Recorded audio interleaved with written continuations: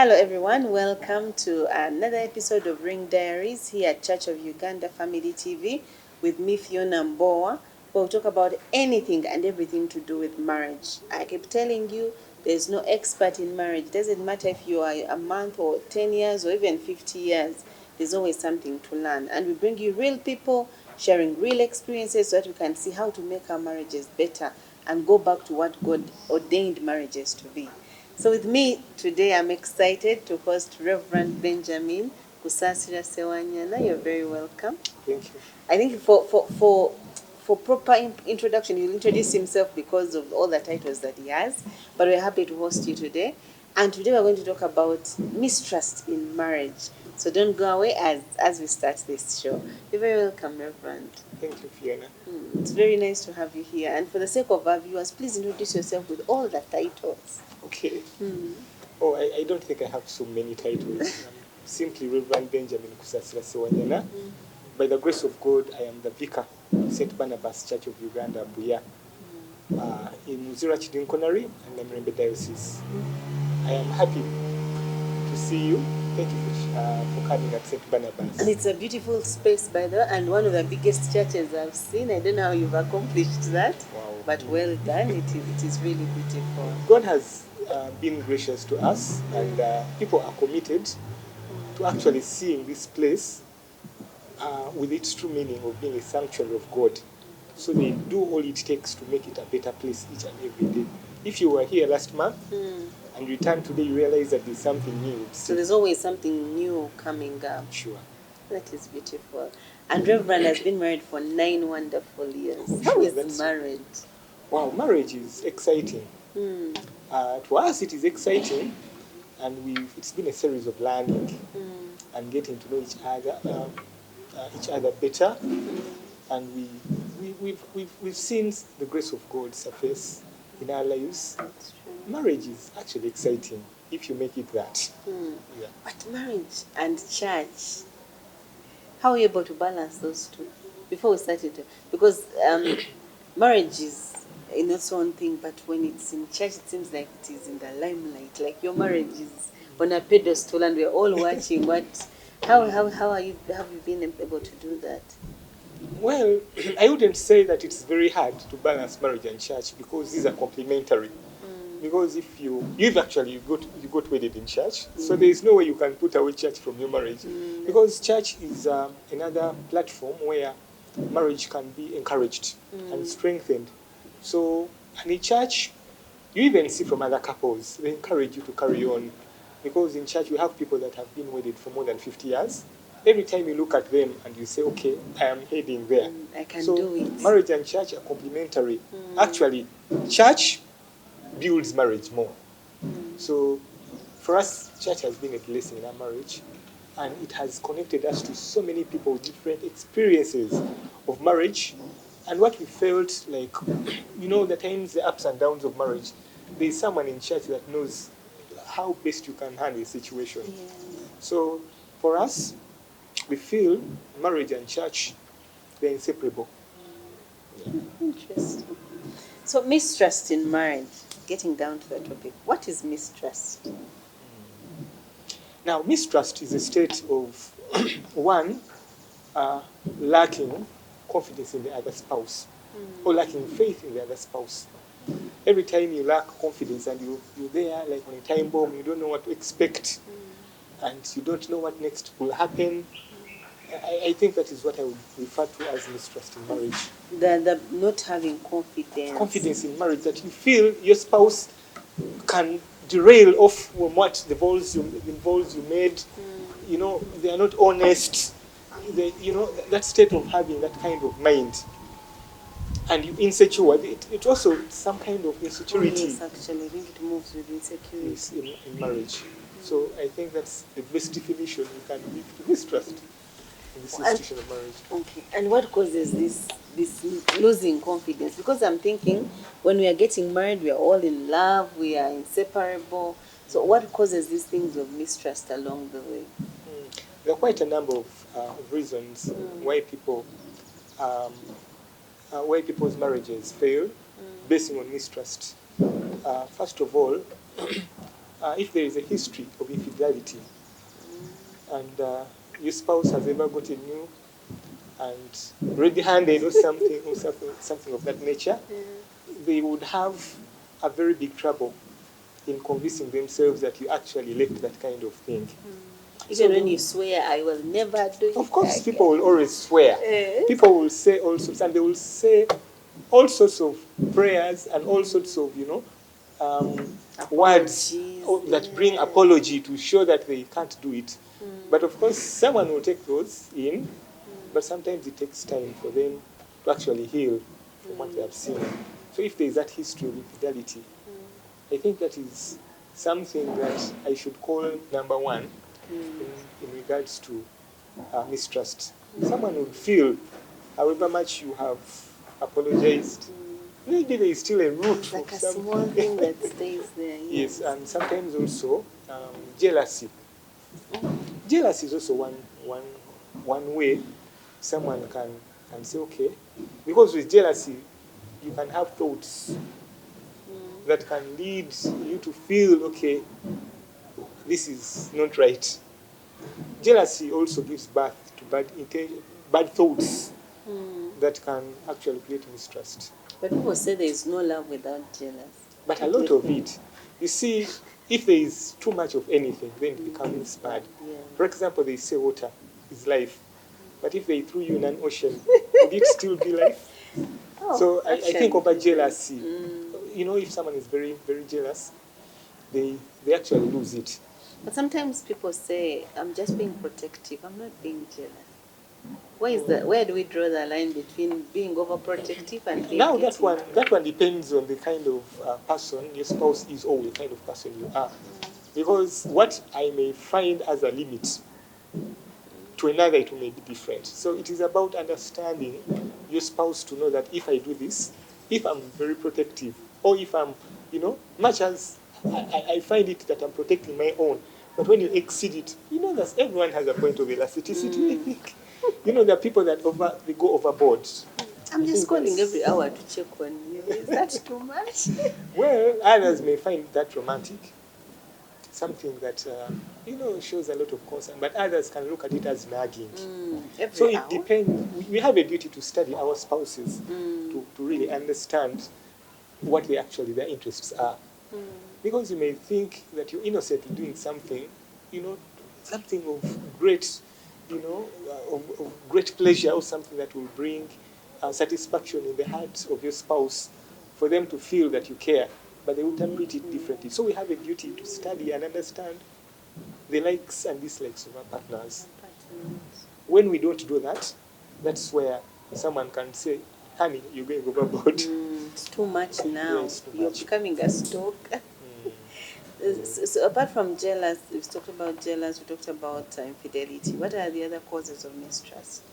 I think poor communication. Oh, yeah. Poor communication is also one of the reasons. And for communication, it's a vast topic. Because communication can come in the way I speak to you, Fiona, when I'm speaking in a way that demeans you. It also can come in a way of failing to tell you what I ought to tell you. So either over or under communication. Over or under communication, or even not communicating at all, or even our actions, or even our behavior. Because the way you act is also another form of communication. So you used to come back at 7, by 7 you're home, and then of late you are coming back at midnight. That is also a way you communicate that there's something going on.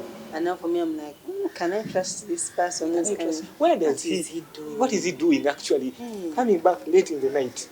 So a person who used to come back early, and then you're coming back late, you may not have verbally said it, but your actions and behavior would communicate greatly that there is something wrong, which can lead to mistrust. Interesting. Now, just a little, I want to drain you a bit. How about our phones? How do they bring mistrust? Oh, okay. Now phones. Or do they bring mistrust? Or they are? Yeah, phones. So, just let's talk about phones a bit. How do they help with trust, or they actually break? trust. Okay, now phones have created the situation of breaking up marriages. I won't say that they've created more harm than good, because the people that actually use them for the better.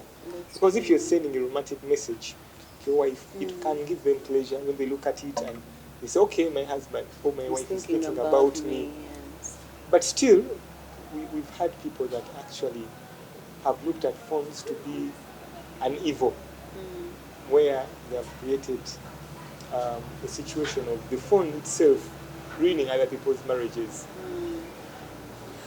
For example, if we do have a phone, and it's the same phone, yeah, if there's a phone, and that phone is used to send messages, and then the husband or wife gets to know that actually this phone is where infidelity is actually beginning.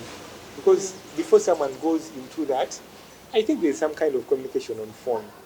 So sometimes these phones can breed mistrust. For example, if there's a history that a husband or wife has seen some messages that are not actually pleasing, But should we be looking at each other's phone? I feel much as there is a level of, there should be a level of people connecting with each other and being open with each other. But I, for one, it may be different for other people. I feel it's not right. If it's a phone, why would you go into someone's phone and then you're scrolling their messages which are not meant for you? We are one, so Yeah, much as that we are one, I but know. yes, we There's are. individuality also. You see, there's sometimes like misperception you can get from phone. You can read a message and the interpretation It's different. is very different. Especially if you don't know where the context in which Exactly. it is. So Okay, I've never looked at it like that. yeah, if you look at it that way, maybe he deleted the first messages, and now then you find a message, then you try to connect. What were these people talking about?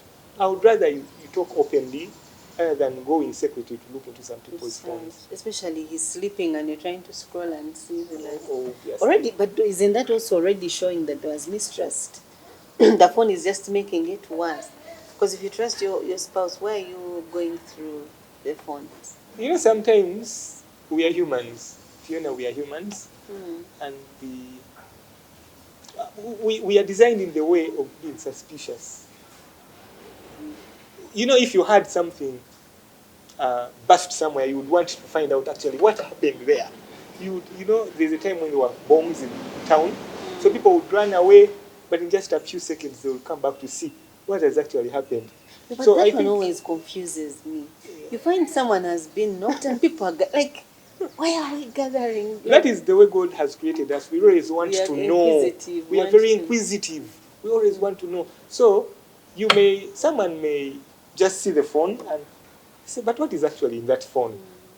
They may not have the intention of actually trying to stalk their spouses, but because the phone is there and they know the password or there are no passwords, they can open it up and look up something. But I think for peace, we should stay away from each other's phones. Because they bring more harm. Yeah, we should stay away. Just wait for a good message from your husband or wife that comes to your phone from theirs, other than you looking for what they have sent To other people. to other people. So phones are good, but sometimes they can also bring some kind of mistrust amidst people. When you would ask, why is she actually opening up my phone? Do I open up hers? Certainly, I, for one, I feel much as there is a state of people being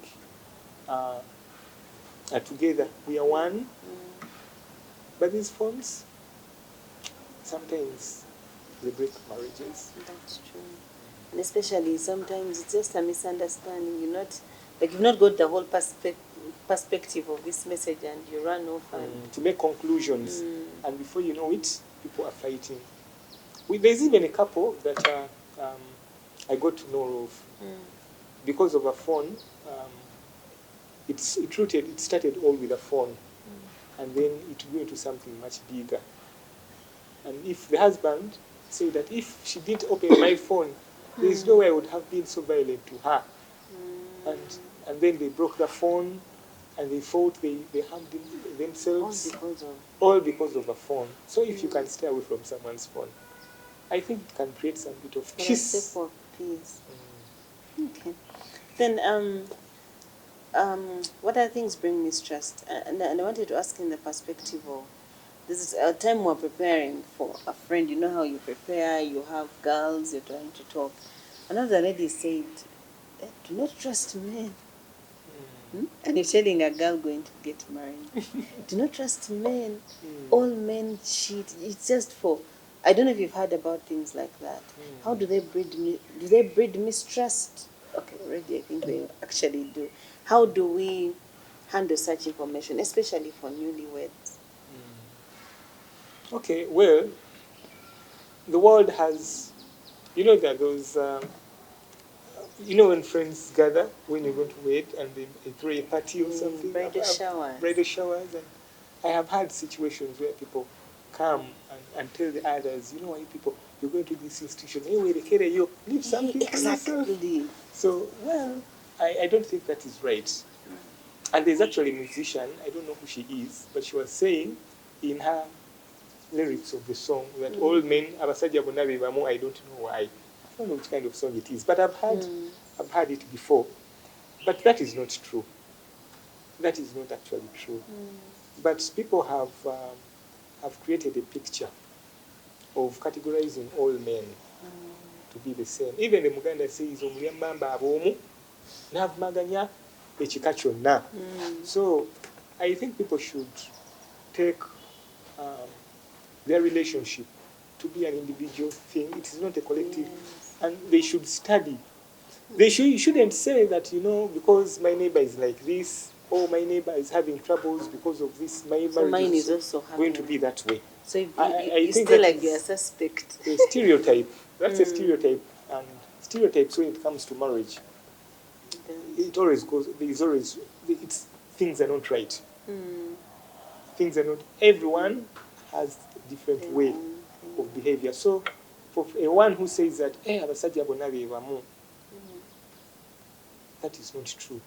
And people should refrain from that, having that kind of mind.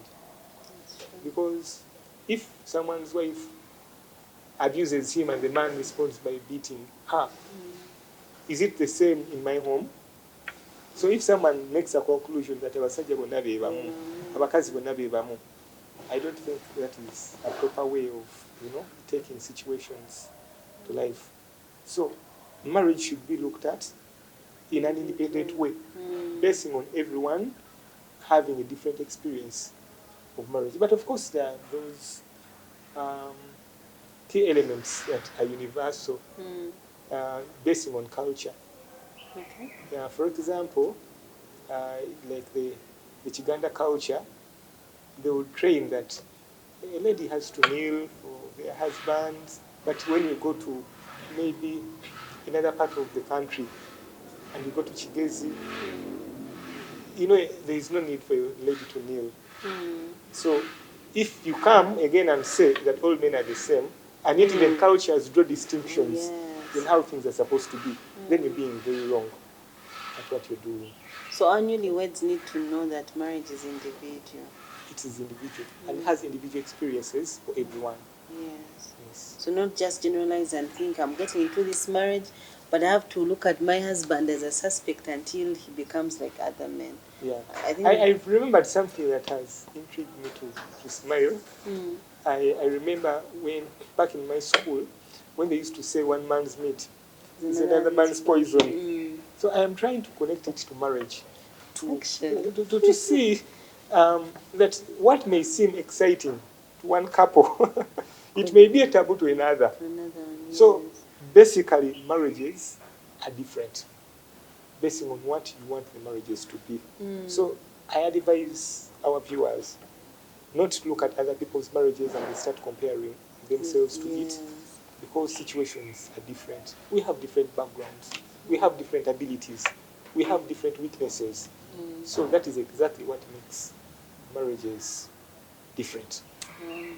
And talking about backgrounds, how do backgrounds speak to how we trust our spouses or mistrust them? Backgrounds could backgrounds can be set from culture.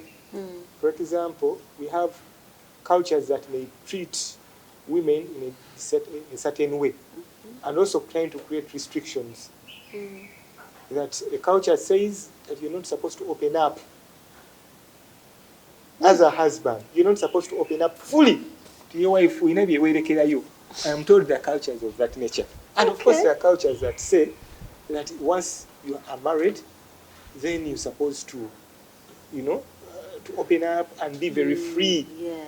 So when it comes to background, it creates, it is infused with culture, whereby bakojja bayinza okuba basomesa kirala mu Buganda, they teach something different, and even in Ankole, Women don't have coaches. they are teaching something different. So that background can also affect marriages in a way, positively or negatively.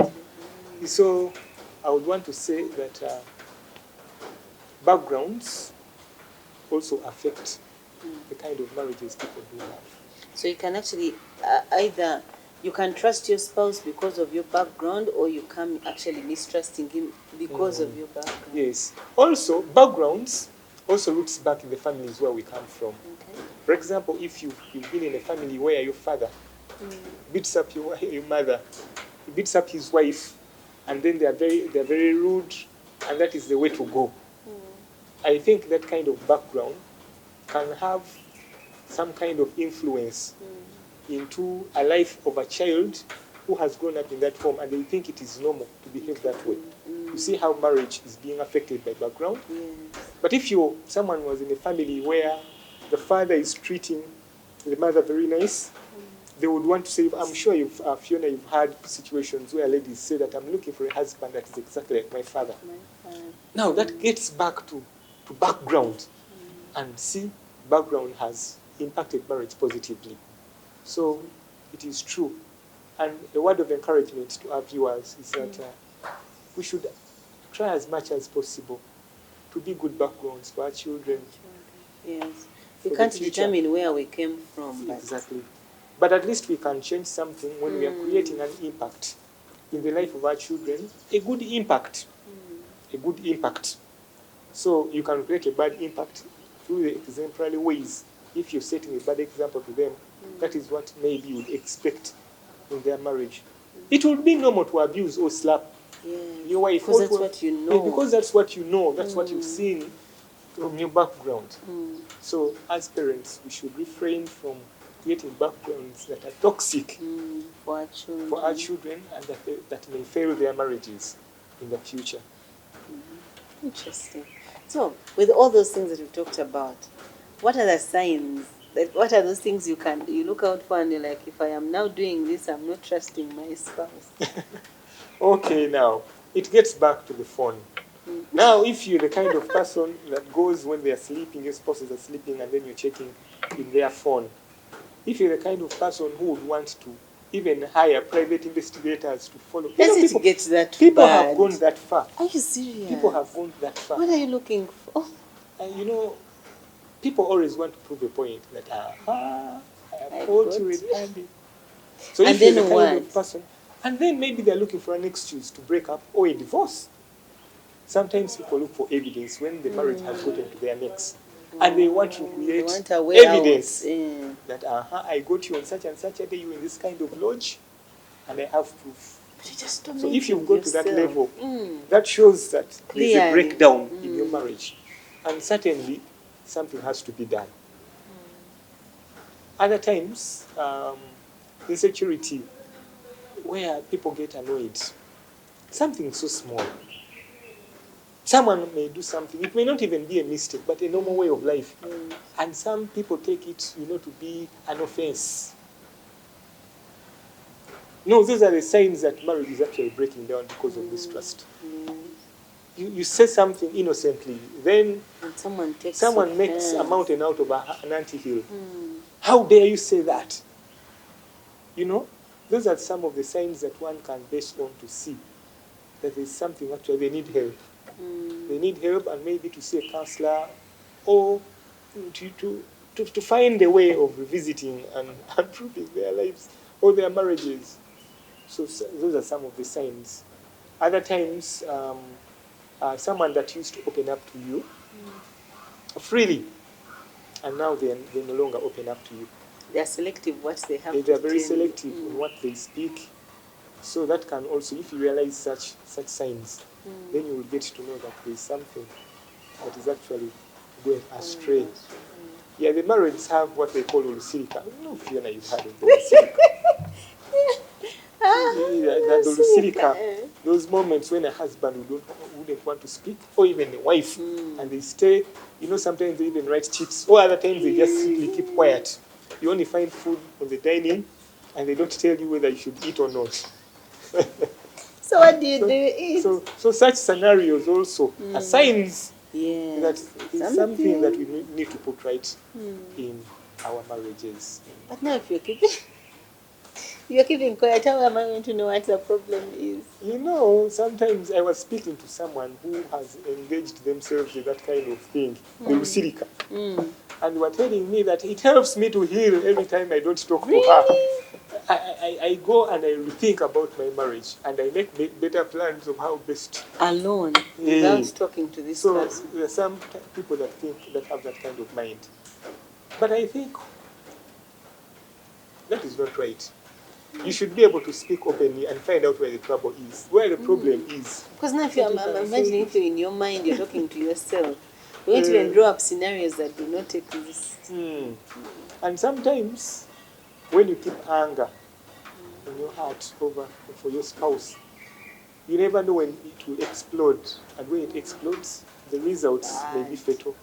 That's true. That is why you hear that a husband killed his wife and then also killed themselves. Last week, we witnessed something that happened on TV.